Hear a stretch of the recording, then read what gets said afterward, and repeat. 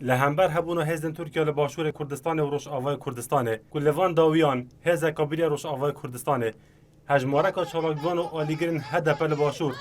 و تفگر آزادی خوپشاندان انجام دا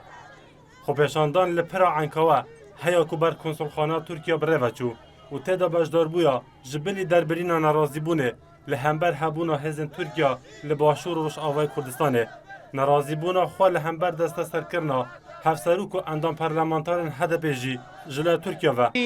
یک خستنی تواوی گلانو لپێناوی بەدیهێنانی مافەکانمان بە شێوازێکی دیموکراتیانە ئەوەی ئێمەی لێرەدا کۆ کردوتەوە ناڕەزایی دەربڕینە بەرامبەر بەو سیستەمەی کە ئەمڕۆ ئاکەپە لەسەریدا ئەردۆغان پەیڕەوی دەکات بەرامبەر بە شێوازی ئەو سیستەمەی کە ئەمڕۆ گەلەکەمان پیادەی دەکات. به اوی خوپشاندانه دا که نزدیکی 1000 کسان تدا بجدار ببون چند دخوازی یک نخواندن و جوان دخوازیان جی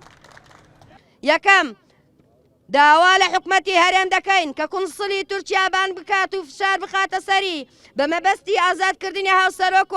ئەندام پەرلەمانی نانی هەدەپە و سەرۆک شارەوانیەکانی هەدەپە کردنەوەی دەستگا ڕاگەیاندنە کوردیەکان.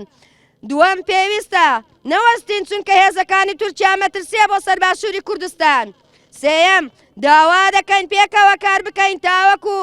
ڕێگری لە دەست درێژیەکانی تورکیا بکەین لە باشوور و باکوور و ڕۆژاوای کوردستان.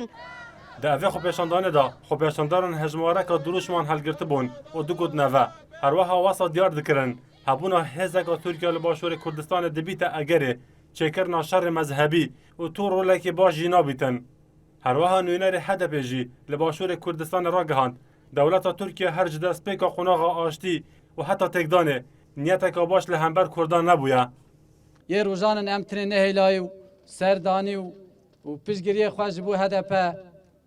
حتی نهاج بردوام دکن و حیا آزادیا گل ما آزادیا ره حوال ما آزادیا سروک و ریوبر ما از به باری دمه بردوام بکه بس گل ما هر چاربش کردستان و بجیهانه دوید تشتکی باش بزانه ایرو هزه آکپ لهمبری گل کرد تایبت با کردستانه ایرو ظلم و زورداریا لسر هدفه نتنه لسر هدفه سر حمود از کتیه گل کردن دم جمیر دوی ایواری خوبشاندن دست بگیر بو کردنها دا برانبر خسرخانه ترکیه راستاینا و دخواست کن که نوینرن هدف بهن آزاد کردن و هر واسطه لشکر ترکیه لحرم کردستان نمینیتنو و هر واسطه اف اپراسیونا بو سوریه چو بهتر راستاندن